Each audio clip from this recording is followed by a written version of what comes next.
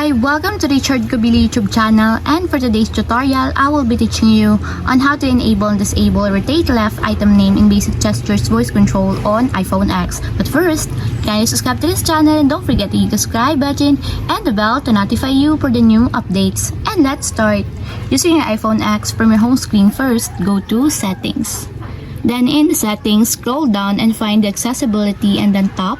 Then in the accessibility, scroll down again and go to physical and motor section and then tap the voice control. Then in this part in the voice control, go to this section and then tap the customize commands. Then after that in the customize commands, find and tap the basic gestures. Then in the basic gestures, scroll down again and then find and tap again the rotate left item name. Then in the rotate left item name, as you can see that it is already enabled. But you have to activate also the switch button under the confirmation required to fully enable the rotate left item name in your basic gestures until it becomes green. And if you want to disable or turn off, just tap again the switch button just like this.